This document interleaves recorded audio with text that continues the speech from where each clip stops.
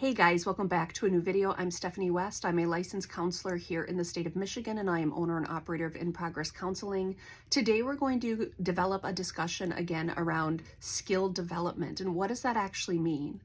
Often I can have clients come in and there might be a skills deficit at play, which means there's something they want to stretch towards, work towards, confront, achieve, but they don't yet have the resources or they're not yet equipped to do that.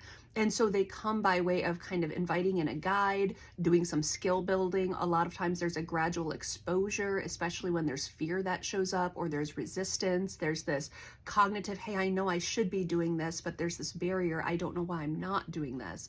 So in therapy, we can do a lot of things together to kind of push forward towards change. But one of the things that we really want to underpin is skill development being a normal necessity in life. And so often I will have a young adult come in, and emerging adulthood is an area I'm very specifically interested in, related to kind of our 18 to 29-year-old demographic.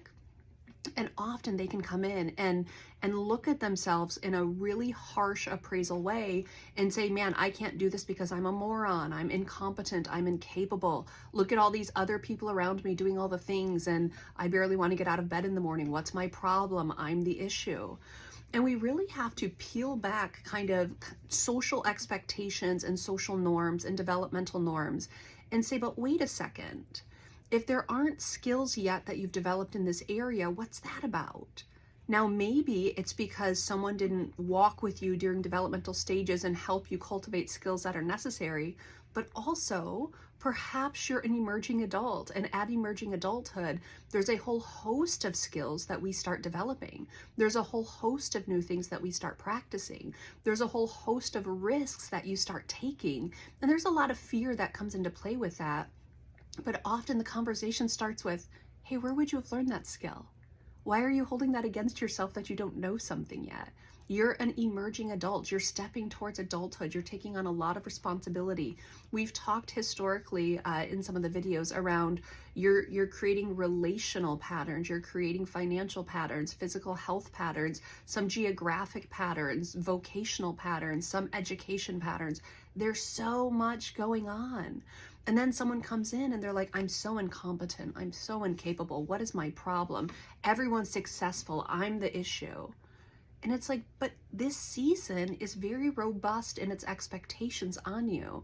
And if there's skills that you need to develop, that is not a deficit. That is wisdom to say, hey, I'm noticing things I'm not yet able to do. And can you work with me on managing my anxiety while we develop skills together? That's a brilliant way to bring in a resource.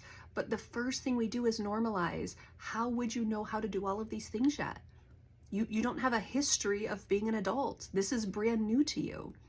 And that conversation translates in many life transitions. So as I entered into single adulthood in my mid-30s, there were a whole host of skills I had not yet mastered because I had never practiced them, because there wasn't a need to engage them.